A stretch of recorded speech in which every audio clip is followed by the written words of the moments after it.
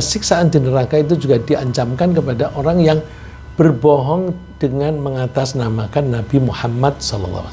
Jadi tadi bohong mengatasnamakan Allah, ini bohong mengataskan Nabi Muhammad. Karena kebohongan itu bisa menyesatkan masyarakat yang beriman, sehingga mereka melakukan sesuatu kegiatan berdasarkan kebohongan tersebut. Padahal kegiatan itu tidak sesuai atau bahkan bertentangan dengan ajaran Islam yang benar. Itu misalnya gini, ada orang menyampaikan ajaran Islam, terus dia mengutip, dia bilang hadis, ini hadis ini. Kalau hadis itu biasanya statementnya datangnya dari Nabi, tapi hati-hati ya.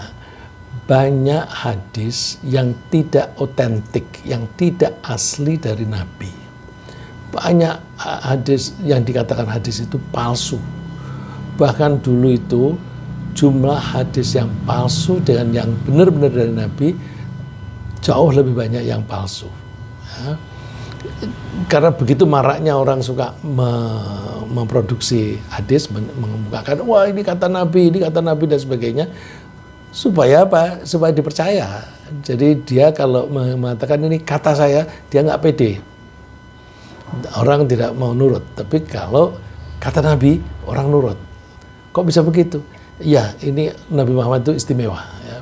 Nabi Muhammad itu berbuat sesuatu atau tidak berbuat sesuatu itu menjadi sumber hukum. Ya, menjadi sumber hukum. Kalau Nabi melakukan dan tidak pernah jadi misalnya sholat zuhur, Rasulullah tidak pernah tidak, dia selalu sholat zuhur dan menganjurkan juga untuk sholat, maka sholat zuhur itu hukumnya wajib.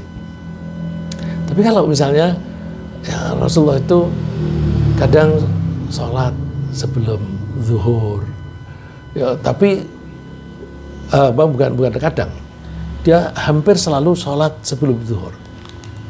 Tapi pernah juga beliau itu tidak sholat sunnah sebelum zuhur.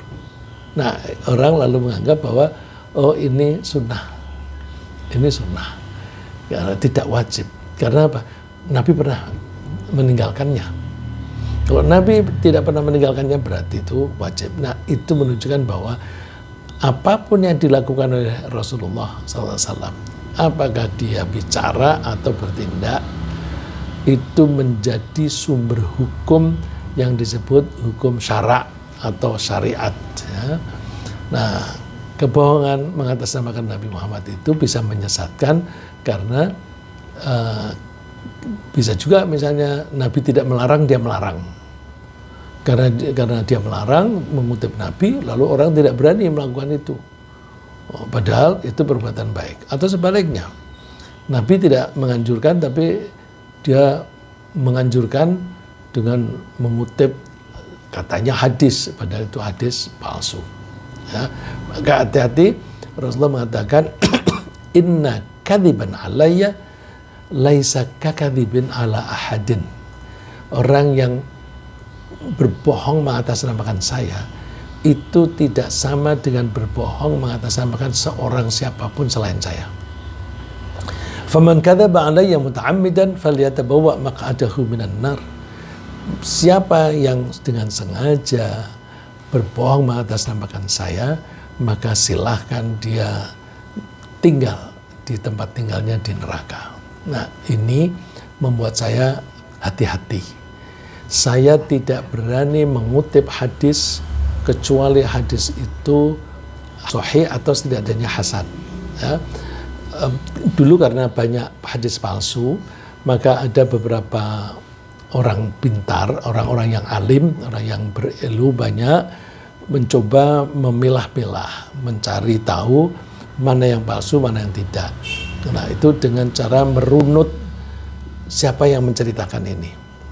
Dirunut, informasi ini dari si A. Si A dari siapa? Dari si B.